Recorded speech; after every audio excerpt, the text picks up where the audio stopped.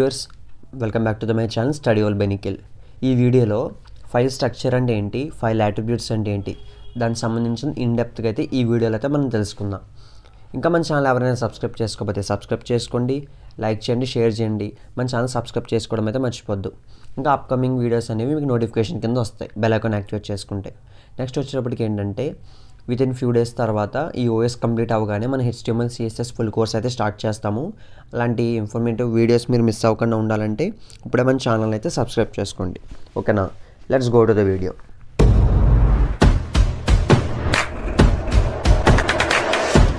Okay, first file structure అంటే ఏంటో తెలుసుకుందాం. ఇప్పుడు ప్రతిదానికి ఒక ఫైల్ తీసుకుంటే దానికి ఒక స్ట్రక్చర్ అని ఉంటుంది.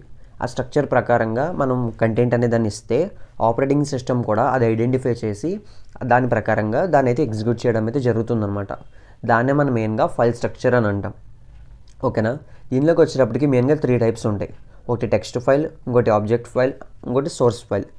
వన్ ఆఫ్టర్ వన్ అయితే తెలుసుకుందాం. ఫస్ట్ టెక్స్ట్ ఫైల్ ఏంటో తెలుసుకుందాం. Series of characters organized in lines.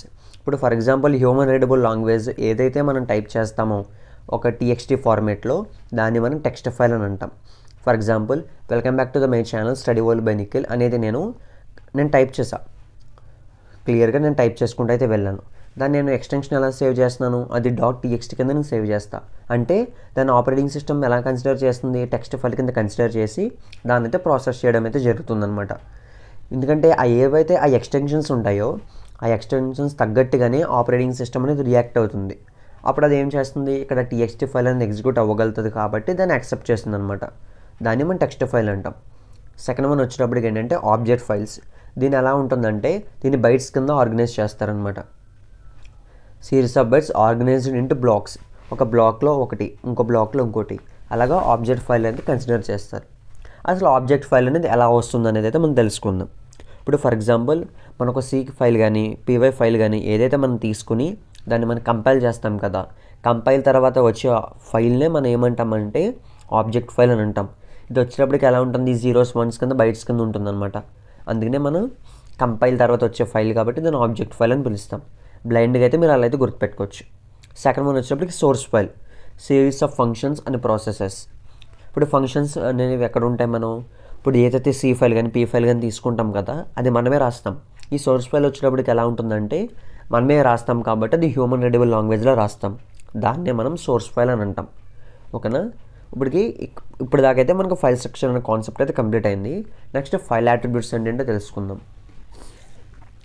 మెయిన్గా ఫైల్ అట్రిబ్యూట్స్కి వచ్చేటప్పటికి ఏంటంటే ఒక ఫైల్ క్రియేట్ చేస్తున్నప్పుడు కానీ whatever it may be దానికి పర్టికులర్గా కొన్ని అట్రిబ్యూట్స్ అనేవి ఉంటాయి. దానివల్ల దాని కంప్లీట్ ఇన్ఫర్మేషన్ అనేది అయితే లేఅవుట్ కింద అయితే మనం తెలుసుకోవచ్చు. ఓకేనా, దాన్ని మనం మెయిన్గా ఏమని పిలుస్తామంటే ఫైల్ అట్రిబ్యూట్స్ అని పిలుస్తాం.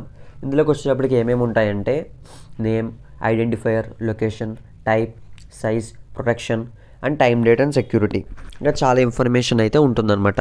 దాన్నే మనం ఏమంటామంటే ఫైల్ అట్రిబ్యూట్స్ అని మనం పిలుస్తాం. ఓకేనా, ఫస్ట్ వన్ బై వన్ అయితే మనం తెలుసుకుందాం. ఫస్ట్ వచ్చేటప్పటికి name. It is only the information store in the human readable form. దీనికి ఏదైతే మన ఇన్ఫర్మేషన్ అనేది నేమ్ మనం ఇస్తామో అది ఎవరిస్తామో హ్యూమన్ రీడబుల్ ఫామ్లో ఇస్తాం. ఫర్ ఎగ్జాంపుల్ 1.txt 1.py అదేమవుతుంది, అది మనమే ఇస్తాం. దాని లోపల ఏమవుతుంది, మనం ఏదైతే ఇన్ఫర్మేషన్ స్టోర్ చేయాలనుకున్నామో అది స్టోర్ చేస్తారు. ఓకేనా, దట్ ఈజ్ నేమ్. ఐడెంటిఫైయర్. ఇప్పుడు ఏదైతే మనకి ఫైల్ మేనేజ్మెంట్ సిస్టమ్ ఉందో ఆ ఫైల్ సిస్టంలో ప్రతి ఫైల్కి ఒక యూనిక్ ట్యాగ్ అనేది ఉంటుందన్నమాట. ఆ ట్యాగ్ అనేది రిపీట్ అవ్వకుండా ఉంటుంది. వన్స్ ఒక ఫైల్కి వచ్చింది ఇంకో ఫైల్కి రాదు. దాని ద్వారా ఏంటంటే మనం దాన్ని ఈజీగా ఐడెంటిఫై చేయొచ్చు అనమాట. ఫర్ ఎగ్జాంపుల్ మనం ఒక మొబైల్ ఫోన్స్ కానీ ల్యాప్టాప్స్ కానీ ఏమైనా చూసుకుంటే ప్రతిదానికి ఒక యూనిట్ ట్యాగ్ ఉంటుంది. ఫోన్కి వచ్చేటప్పటికి IME నెంబర్. వన్స్ ఒక ఫోన్కి ఒక IME నెంబర్ వచ్చిందంటే ఇంకో ఫోన్కి IME నెంబర్ రాదు. అలాగా మనం ట్రాక్ చేయడానికి కానీ దేనికైనా సరే మనకి యూనిక్ ట్యాగ్ ద్వారా మనం చేయొచ్చు. నెక్స్ట్ వచ్చేటప్పటికి లొకేషన్. అది పర్టికులర్గా ఒక ఫైల్ అనేది ఏ లొకేషన్లో స్టోర్ అయింది దానికి సంబంధించిన ఫుల్ ఇన్ఫర్మేషన్ అయితే మనం తెలుసుకోవచ్చు అనమాట. దాన్ని మనం లొకేషన్ ఒక అట్రిబ్యూట్ అని అంటాం. Next type. ఈ టైప్కి వచ్చేటప్పటికి ఏంటంటే ఇప్పుడు వేరే ఫైల్స్ ఉంటాయి మన దాంట్లో, మనం ప్రీవియస్గా చెప్పినట్టే source file, text file, object file చెప్పాం కదా, అలాగా ఒక్కొక్క టైప్కి క్లియర్గా మనం మెన్షన్ చేస్తామన్నమాట. దాన్ని బట్టి అది ప్రాసెస్ అవ్వడం అయితే జరుగుతుంది. ఫైల్ స్ట్రక్చర్లో చెప్పిన కాన్సెప్ట్ ఇక్కడ రిపీట్ అవుతుంది అనమాట. Next size. ఒక ఫైల్ తీసుకుంటే అది ఎంత సైజ్ ఉందనేది కూడా మనకు తెలుస్తుంది. ఎందుకంటే ఇప్పుడు ఫర్ ఎగ్జాంపుల్ 1.txt అని ఒక ఫైల్ అనేది సేవ్ చేసాం. మనం దాని ప్రాపర్టీస్ కానీ వెళ్ళినట్లయితే అక్కడ అది ఎంత సైజు ఉన్నది అయితే మన ఇన్ఫర్మేషన్ అయితే మనం తెలుసుకోవచ్చు. నెక్స్ట్ ప్రొటెక్షన్కి వచ్చేటప్పటికి ఏంటంటే ఒక ఫైల్ తీసుకుంటే మనకి మెయిన్గా 3 అయితే టాస్క్ పెర్ఫామ్ చేయొచ్చు. ఒకటి read, right and execute file. అంటే ఈ 3 మీద మనకు ఫైల్ మీద మనం పెర్ఫామ్ చేసే టాస్క్లు. దాన్ని మనం కస్టమైజ్ చేసుకోవచ్చు, కంట్రోల్స్ చేసుకోవచ్చు.